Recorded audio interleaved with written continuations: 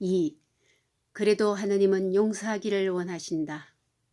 용서란 그토록 어려운 것이라는 것을 잘 알면서도 수많은 성인들이 용서를 강조한 것은 무엇 때문일까? 그리고 필자 역시 용서한다는 것이 쉽지 않다는 것을 알면서도 이런 글을 쓰고 있는 것은 무엇 때문인가? 그것은 용서는 주님의 지상 명령이기 때문이다. 용서란 그리스도인들이 분명히 알고 실행해야 할 가르침이기 때문이다.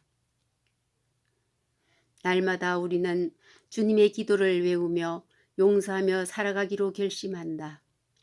오늘 저희에게 잘못한 일을 저희가 용서하오니 저희 죄를 용서하시고 주님 앞에서 서로 용서하며 살겠다는 결심이 담겨 있는 이 기도는 그저 입으로만 암송하면 끝나는 기도가 아니다. 예수님께서 주님의 기도를 통해서 우리에게 가르쳐 주신 용서 사상은 하느님 아버지께서 구약 성서를 통해서 강조하신 용서의 정신과 일치한다. 집회서 27장 30절에서 28장 7절에는 이웃의 잘못을 용서해 주어라. 그러면 내가 기도할 때에 내 죄도 사해질 것이다. 자기 이웃의 분노를 품고 있는 자가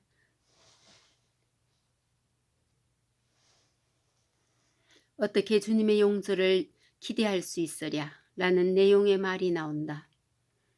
하느님이 주 예수 그리스도께서 강조하시는 것은 이웃을 향한 우리의 용서가 선행되어야 우리를 위해 주어진 하느님의 용서를 체험할 수 있다는 것이다. 용서에 관한 하느님 아버지와 구세주 예수의 가르침은 절대적이다. 만약이라든가 하지만이라든가 하는 핑계가 들었을 자리가 없다. 또 상대가 준비가 되면 이라는 식의 조건도 붙지 않는다. 예수님은 우리에게 77번씩 7번 용서하라고 명하였다. 이런 7번씩 7번이란 무조건 용서하라는 것이다. 성서 숫자에서 7은 완전수이다. 7번에다가 1 곱하기 7을 하는 것이니 이는 절대적인 완전수를 가리킨다.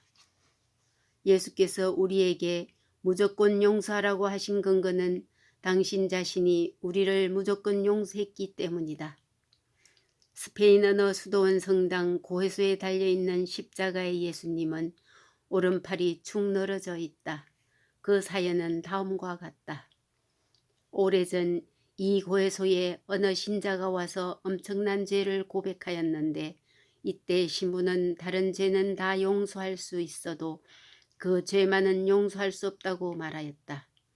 바로 그때 고해소 위에 걸려있던 십자가에서 예수님의 오른팔이 움직이면서 그 신자의 죄를 무조건 용서하라는 뜻으로 십자를 그었다고 한다. 그 후부터 이 십자가에 예수님 오른팔이 늘어져 있다는 것이다. 하느님과 예수님께서 우리에게 무조건 용서하라고 하시는 까닭은 무엇일까? 하느님의 나라는 용서의 나라이고 하느님의 나라의 통치 방식은 용서로서 이루어지기 때문이다. 이 점은 구원 사업의 정점이었던 십자가 사건에서 잘 드러난다. 십자가 위에서 피를 흘리며 죽어가던 예수께서는 하느님께 용서의 기도를 청한다. 예수께서 하신 기도, 아버지, 저 사람들을 용서하여 주십시오. 그들은 자기가 하는 일을 모르고 있습니다. 여기서 그들은 누구인가? 이들은 유다 최고법정 그리고 빌라도이다. 유다는 배반하여 서성 예수를 팔아넘겼고 최고법정은 자국의 동포들을 보호해야 할 책임을 지녔음에도 불구하고 예수를 식민 통치자 빌라도에게 넘겨 배반하였고 빌라도는 로마 제국법에 따라 정의와 공평 속에서 예수의 무죄를 선언해야 했건만 폭동이 일어날 것을 두려워하여 예수를 처형하도록 병사들에게 넘김으로써 배반하였다. 예수께서는 십자가 위에서 하느님 아버지께 당신을 배반한 자들, 당신의 죽으심에 결정적 영향을 미친 이들을 용서해 주기를 청하셨다.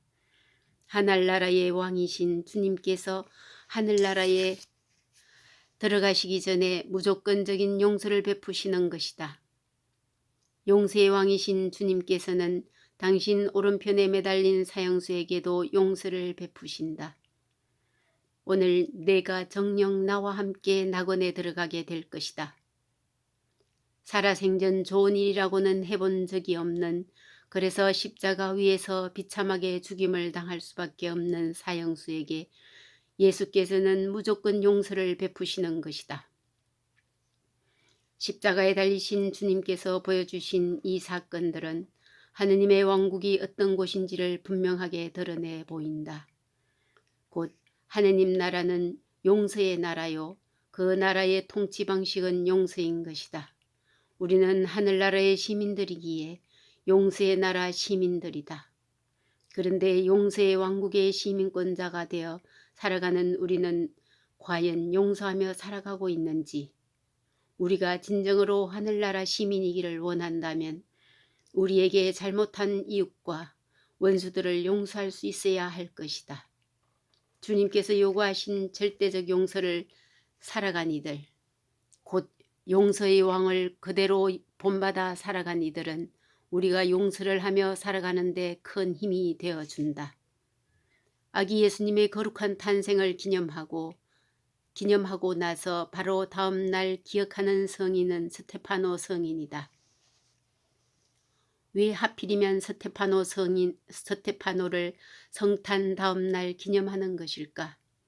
스테파노는 자기를 돌로 쳐 죽이는 이들을 위해 주님께 용서를 빌면서 순교하였다. 또 용서의 주님을 본받는 이가 있으니 토머스 모이다. 그는 자기 목을 자르는 이를 위로하며 말하기를, 여보게 나를 죽이는 것을 언짢게 생각지 말게나. 우리 모두는 다 천국에서 기쁜 마음으로 만날 것이니. 이렇게 용서를 살아간 구체적인 인물을 본받는 것은 용서하려는 우리에게 큰 위로가 된다. 저들도 용서했는데 내가 용서 못할 이유가 무엇인가? 언젠가 신문에서 다음과 같은 기사를 읽었다. 살인죄를 저지르고도 10년 넘게 잡히지 않고 살아온 자가 자수하였다. 경찰은 그를 의심하지도 않았는데 스스로 자기 죄를 고백한 것이다. 그가 자수한 것은 자기가 죽인 할머니의 마지막 기도 때문이었다고 했다. 할머니는 돈을 빼앗고 자기를 죽이려는 강도에게는 뭐라고 한마디 말도 하지 않고 오로지 주님께만, 주님 제가 지금 당신께 갑니다 라고 여러 번 외쳤다고 했다. 할머니의 그 마지막 말이 그 살인자의 마음을 지난 10년간 괴롭히다가 끝내 자수하게 만들었던 것이다. 오늘날은 전문가가 존중받는 시대다. 하느님의 전문은 용서이다. 우리가 용서의 전문가인 하느님을 존중하고 그분의 용서를 받으면서 살아가기 위하여는 우리에게 잘못한 일을 용서할 수 있어야 한다. 평화의 기도를 하신 프란치스코 성인처럼 용서의 도구가 되어 살아가야 한다. 주여, 나를 평화의 도구로 써주소서. 미움이 있는 곳에 사랑을, 다툼이 있는 곳에 용서를, 분열이 있는 곳에 일치를, 의혹이 있는 곳에 신앙을, 그릇됨이 있는 곳에 진리를,